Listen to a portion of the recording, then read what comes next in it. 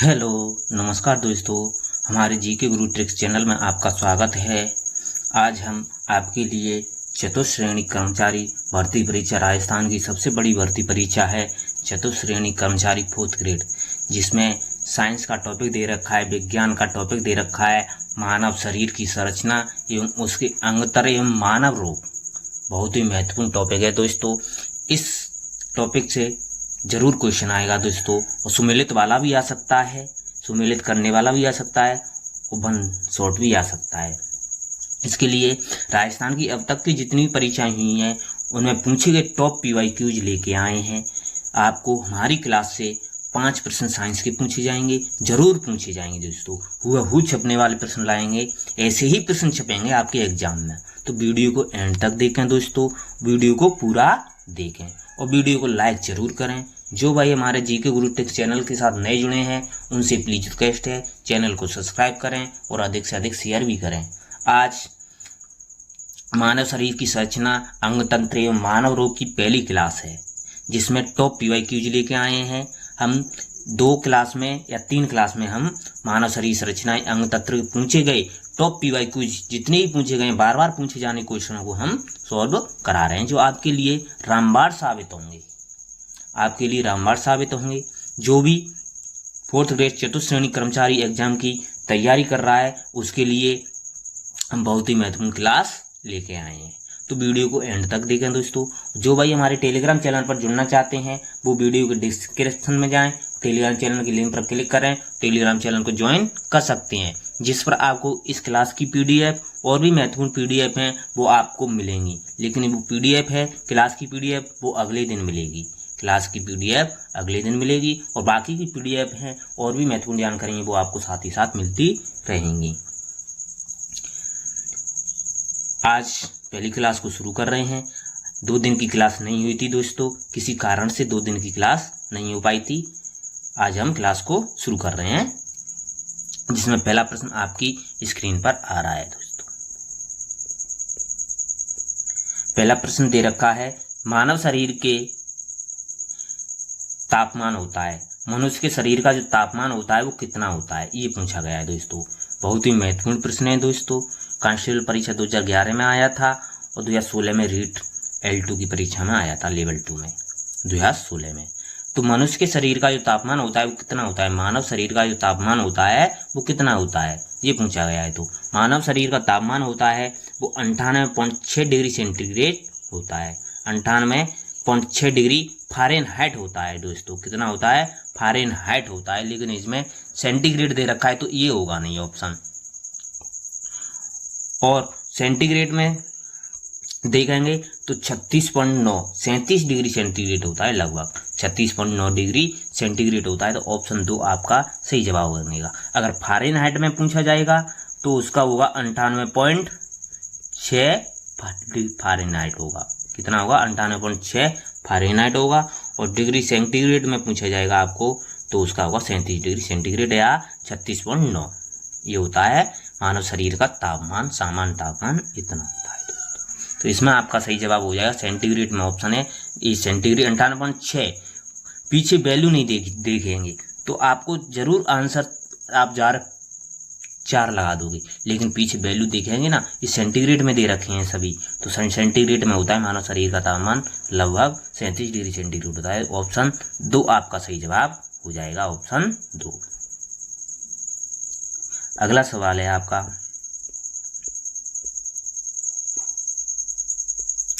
मानव शरीर के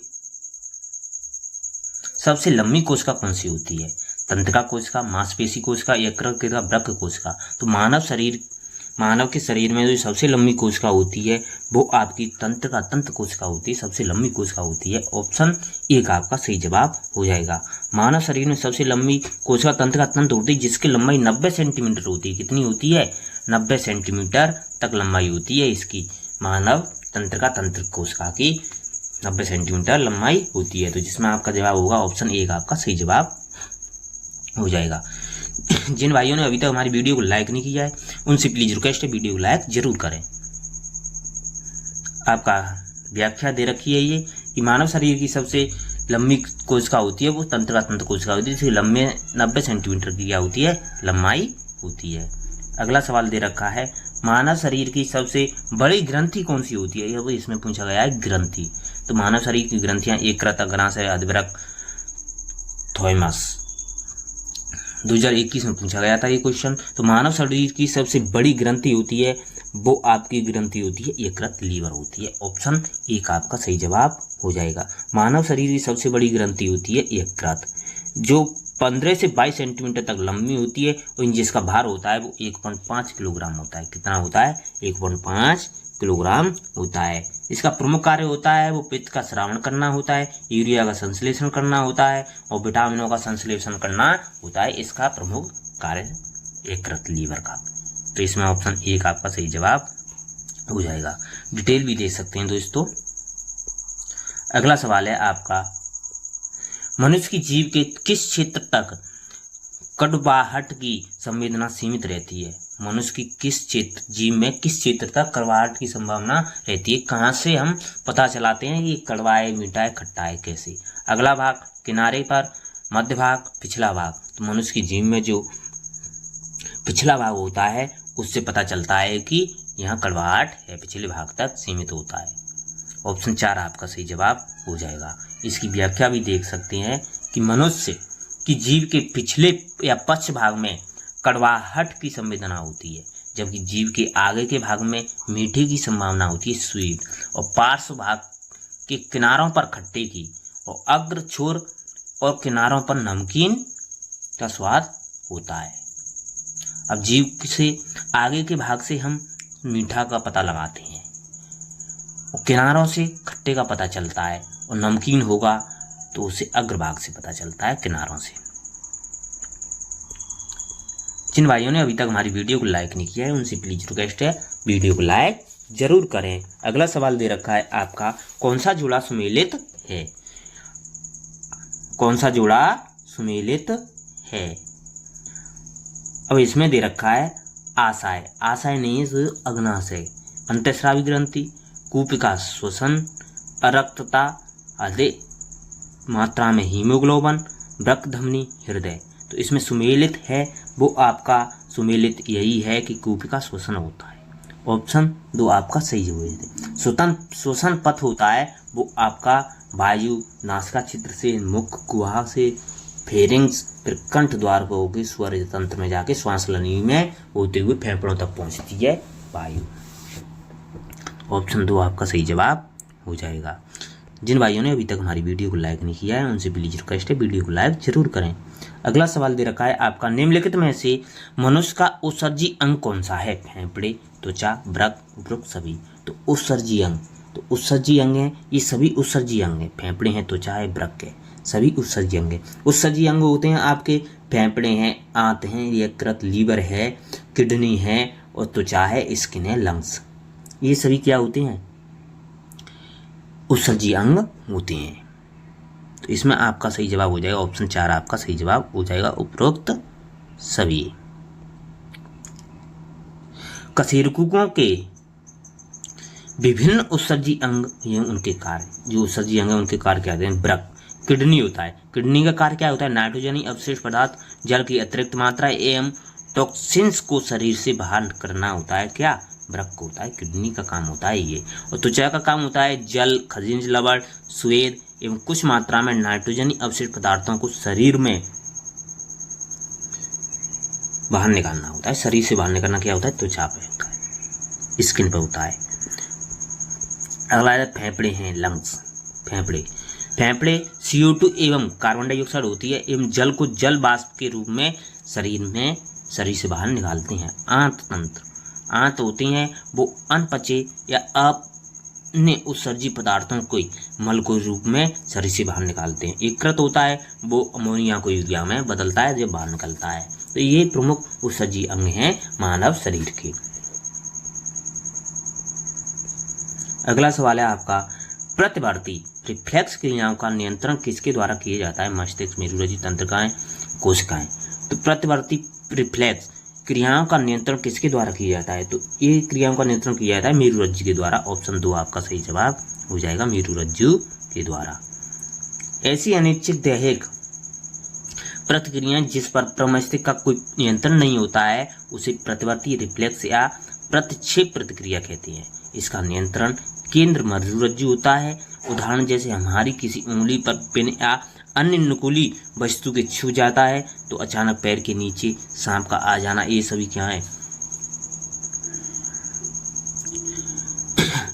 प्रतिवर्ती प्रतिक्रिया है। तुरंत जवाब मिलता है हमें मेरुरज्जु के द्वारा कि हमें ये छुप रहा है, इससे जल रहे हैं हम।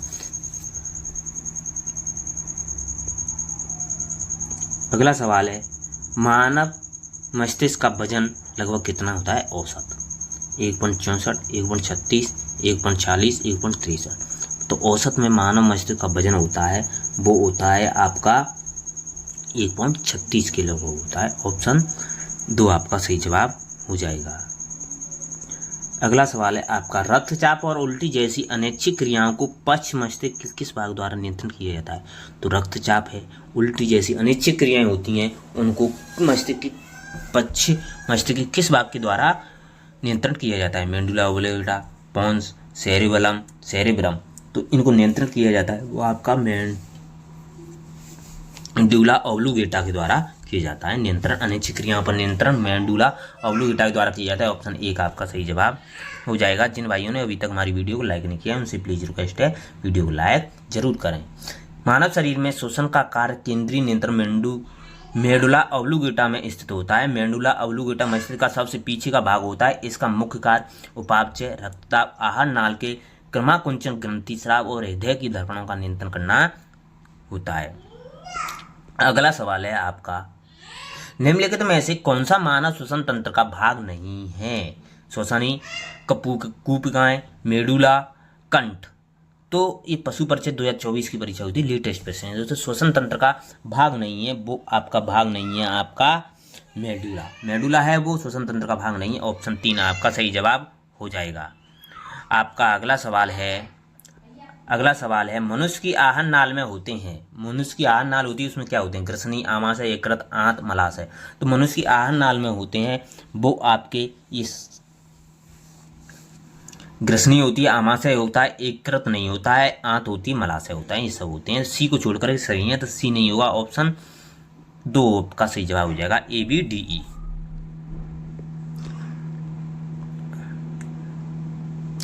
भोजन एक सतत नली से गुजरता है जो मुख गुहिका से प्रारंभ होकर गुदा तक जाता है। इस नली को विभिन्न भागों में बांट सकते हैं। मुख गुहिका, ग्रास नली या ग्रासिका, इफोफेगस, आमाशय, क्षुद्रांत छोटी आंत, बृहद्रांत बड़ी आंत जो मलाशय से जुड़ी होती हैं, तथा मलद्वार एवं गुदा। ये सभी भाग मिलकर आहार नाल या पाचन नली का निर्माण करते हैं। क्षुद्रांत्र होता है लगभग 7.5 मीटर लंबी अत्यधिक कुंडलित नली होती है क्षुद्रांत। जो छोटी आंत होती है जिसकी लंबाई कितनी होती है? 7.5 मीटर होती है, जो आहार नाल की महत्वपूर्ण भूमिका निभाती है। आहार नाल में भोजन का पाचन होता है वो छोटी आंत में ही होता है। अगला सवाल दे रखा है आपका कि आहार नली का सबसे लंबा भाग क्या होता है? तो आहार नली का सबसे लंबा भाग होता है वो आपका छोटी आंत होती है। कौन सी होती है? छोटी आंत होती है। ऑप्शन 2 आपका सही जवाब हो जाए। छोटी आंत होती है, सबसे लंबी होती है। अगला सवाल है आपका, निम्नलिखित सूची में से मानव के पाचन तंत्र के अंगों का चयन कीजिए। मानव के पाचन तंत्र में कौन कौन से अंग होते हैं? मलाशय, ट्रेकिया, इसोफेगस, मूत्राशय, फिरिंग्स। तो मानव के पाचन तंत्र में जो शामिल होते हैं वो आपके शामिल होते हैं, मलाशय शामिल होता है, इसोफेगस शामिल होता है और फेरिंग्स शामिल होता है। ये होते हैं A, C और E। A, C और ऑप्शन 3 आपका सही जवाब हो जाएगा। जिन भाइयों ने अभी तक हमारी वीडियो को लाइक नहीं किया है उनसे प्लीज रिक्वेस्ट है वीडियो को लाइक जरूर करें। मानव में स्मृति से संबंधित मस्तिष्क कौन सा होता है? कर्ण, प्रमस्तिष्क, यकृत, प्रक। तो मानव में स्मृति से संबंधित मस्तिष्क होता है वो प्रमस्तिष्क होता है। ऑप्शन 2 आपका सही जवाब हो जाएगा।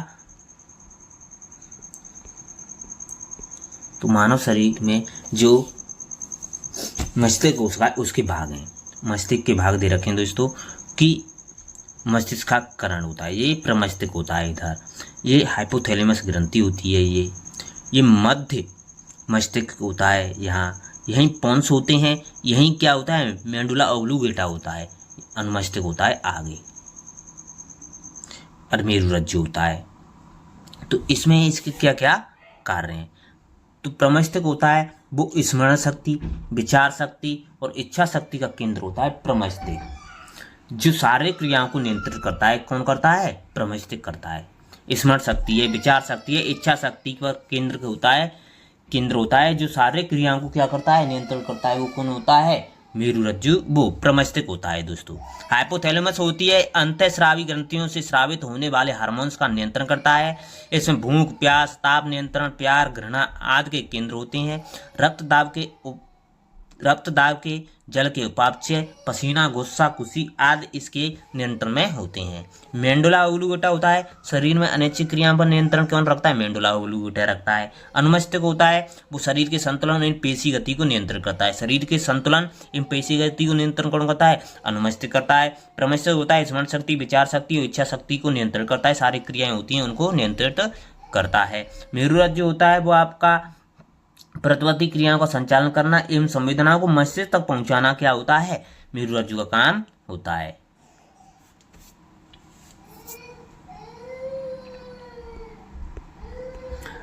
आपका अगला सवाल दे रखा है कि मनुष्य नेत्र के किस भाग का प्रत्यारोपण संभव है, संपूर्ण नेत्र, रेटिना, कॉर्निया, कंजक्टिवा। तो मनुष्य नेत्र के किस भाग का प्रत्यारोपण संभव है, तो प्रत्यारोपण होता है वो आपका कॉर्निया का प्रत्यारोपण है। कॉर्निया का क्या करते हैं, देते हैं, कॉर्निया को देते हैं। कॉर्निया का प्रत्यारोपण होता है, कॉर्निया का किसका होता है, मनुष्य के भाग में आंख में जो कॉर्निया होती है उसका प्रत्यारोपण होता है। ऑप्शन 3 आपका सही जवाब हो जाएगा। बहुत ही अच्छा क्वेश्चन है दोस्तों। कॉर्निया का प्रतिस्थापन होता है। मनुष्य का नेत्र है उसको भी ये देख सकते हैं कि मनुष्य का नेत्र क्या होता है, कैसे कैसे कौन कौन से भाग होते हैं। मनुष्य के नेत्र में ये अंधबिंदु होता है, एक कछाव्र द्रव्य भरा होता है। द्रव्य वो पानी पानी सभी सा होता है ना, वो द्रव्य होता है जो काला होता है। ये रेटिना होता है बगल बगल से, और दृष्टि पटल होते हैं, रक्त पटल होते हैं, कछाव्र, ये कॉर्निया, ये परितारिका, पुतली, नेत्रोद, क्रिस्टल लेंस। तो दृष्टि पटल होते हैं, उनका काम क्या होता है, क्रिस्टल लेंस की विभिन्न दूरियों तक रखी वस्तु को दृष्टि पटल पर फोकसित करने के लिए आवश्यक फोकस दूरी में उत्कृष्ट समायोजन करता है दृष्टि पटल।